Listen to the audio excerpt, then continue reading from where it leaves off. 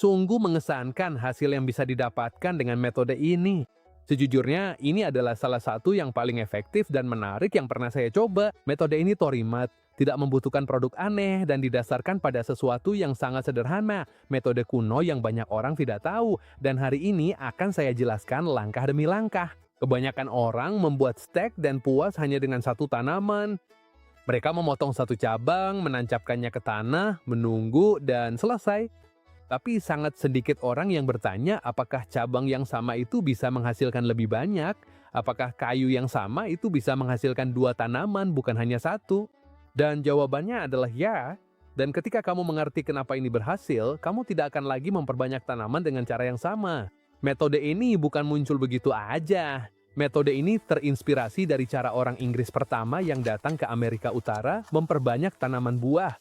Mereka atau punya pembibitan, atau punya hormon kimia, atau punya buku panduan. Mereka mengamati alam, memahami bagaimana kayu bereaksi, dan mengontrol kelembapan. Dari situlah lahir teknik-teknik seperti ini. Dan sekarang, mari kita mulai prosesnya. Karena disinilah letak perbedaan antara melakukannya dengan benar atau kehilangan stek.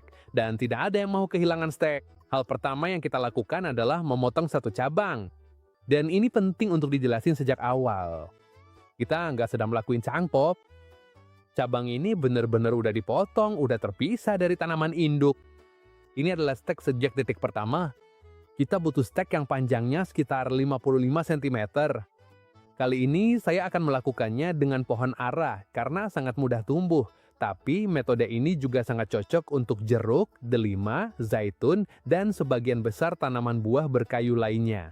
Sekarang kita ambil tapal kuda besi tradisional dan ini punya fungsi yang sangat jelas. Bagian ini penting. Kita letakkan stek di atas tapal kuda dan perlahan-lahan kita arahkan, membengkokkannya dengan kawat atau kabel ties sampai benar-benar berbentuk bentuk itu. Biarkan bagian atasnya menonjol sekitar 7, 8, 9, atau bahkan 10 cm di setiap sisi. Itulah bagian yang akan tumbuh di atas tanah. Setelah stek udah dililit, dikencangkan, dan dipasang di tapal kuda, sekarang kita masuk ke salah satu poin terpenting dari metode ini.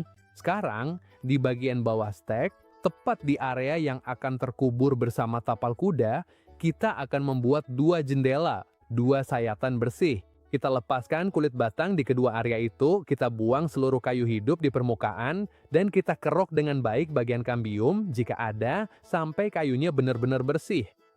Dan untuk apa kita melakukan ini? Agar memaksa tanaman bereaksi tepat di situ, supaya akar tumbuh persis dari jendela-jendela itu. Setelah jendela dibuat, kita oleskan lidah buaya langsung ke luka-lukanya. Lidah buaya merangsang pertumbuhan akar dan membantu kayu menutup luka dengan baik. Setelah itu, kita taburkan bubuk kayu manis yang akan berfungsi sebagai fungisida alami. Sekarang kita cari pot yang cukup lebar agar bentuk tapal kuda itu bisa masuk dengan leluasa. Kita masukkan seluruh rangkaian dan kubur tapal kuda itu bersama stek secara keseluruhan. Hanya bagian atasnya aja yang dibiarin di luar, beberapa sentimeter di bagian atas yang tadi sudah kita sisakan. Selain itu, media tanamnya juga harus berupa tanah yang bagus, gembur, berongga, tanah yang memiliki drainase baik dan tidak memadat saat disiram. Kita nggak mencari tanah yang kaya akan pupuk kuat. Kita mencari tanah yang bisa menjaga kelembapan secukupnya dan memungkinkan akar bernafas. Di sini banyak orang gagal tanpa sadar. Mereka menggunakan tanah yang terlalu berat atau menyiram terlalu banyak karena mengira itu membantu. Padahal yang terjadi justru steknya membusuk. Dan ini penting untuk benar-benar dipahami. Stek tidak mati karena kekurangan air, tapi karena kelebihan air. Setelah ditanam, penyiraman harus seminimal mungkin. Tanahnya harus tetap sedikit lembab, bukan basah, bukan tergenang. Kalau kamu masukkan jari dan terasa dingin, itu udah cukup. Nggak perlu melakukan apa-apa lagi. Sekarang masuk ke bagian penting yang sering dilewatkan banyak orang. Lalu mereka bingung kenapa jamur muncul. Sebelum menutup dengan plastik dan membuat efek rumah kaca, kita harus mengaplikasikan fungisida alami. Nggak ada bahan kimia, tidak ada yang aneh-aneh. Caranya sangat mudah. 1 liter air, sejumput kayu manis, aduk rata, lalu saring dengan filter kopi atau kain tipis. Campuran itu kita masukkan ke botol semprot dan semprotkan ke seluruh bagian atas stek. Ini sangat penting karena di dalam mini rumah kaca, kelembapan tetap sangat tinggi, dan kelembapan tanpa pencegahan adalah tempat berkembang biak yang sempurna untuk jamur. Setiap 2 atau 3 hari kita buka sebentar, semprot lagi, lalu tutup kembali. Nggak repot sama sekali dan bisa mencegah 90% masalah. Setelah semua bagian disemprot dengan fungisida alami, kita tutup seluruhnya dengan kantong plastik, bisa yang transparan atau putih. Yang penting adalah plastiknya tetap bisa meneruskan cahaya. Kantong plastik harus menutupi seluruh stek, termasuk bagian atasnya. Lalu kita tutup rapat agar tercipta efek rumah kaca. Langkah ini sangat penting. Kenapa kita melakukan ini? Karena stek membutuhkan kelembapan relatif yang sangat tinggi agar tidak dehidrasi saat membentuk akar. Ini salah satu alasan utama kenapa banyak stek gagal. Banyak orang tidak menggunakan pencegah jamur dan juga tidak menjaga kelembapan yang tepat. Tanpa kelembapan yang konstan, stek tidak punya apa yang dibutuhin untuk berakar. Setelah menutup kantong plastik, kita letakkan pot di tempat yang mendapat cahaya tidak langsung. Jangan pernah di bawah sinar matahari langsung. Sinar matahari langsung akan membuat stek dehidrasi dan merusak semua usaha sebelumnya. Cari tempat yang tenang dan tidak terkena angin terus-menerus. Ini penting karena jika kantong plastik terus bergerak, bisa menggesek tunas, menggeser stek, atau melonggarkan penyangga. Tujuannya sangat jelas, agar stek tetap setenang mungkin dengan cahaya lembut dan stabil tanpa perubahan mendadak. Dengan cara ini, tanaman tidak menghabiskan energi untuk bertahan dan bisa fokus pada hal yang paling penting saat ini, membentuk akar. Jika berminggu-minggu berlalu dan kamu belum melihat tunas di atas, jangan khawatir.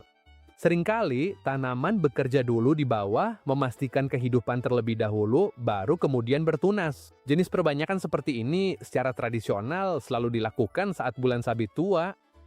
Ini bukan tahayul, tapi hasil pengamatan. Pada saat bulan sabit tua, getah cenderung turun dan tanaman merespons lebih baik di bagian akar. Itulah sebabnya orang-orang zaman dulu, juga orang Inggris yang menggunakan teknik ini, selalu menghormati waktu tersebut. Seiring berjalannya minggu, kita akan mulai melihat bahwa stek menjadi lebih kokoh, lebih tahan.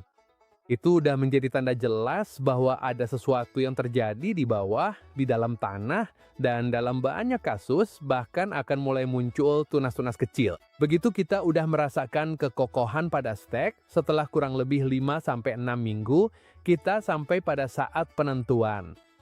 Inilah saatnya untuk memeriksa apakah ini benar-benar berhasil atau tidak.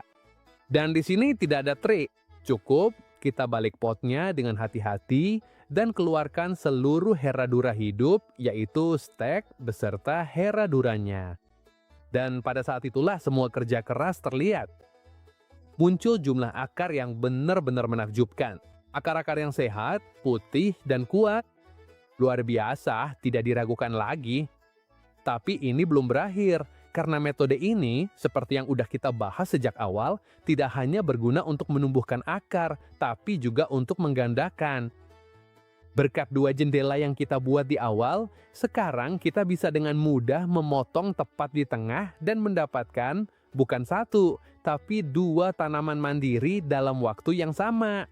Dari 1 cabang jadi 2 pohon buah. Bukankah metode tradisional ini benar-benar luar biasa? Sederhana, alami, dan sangat efektif.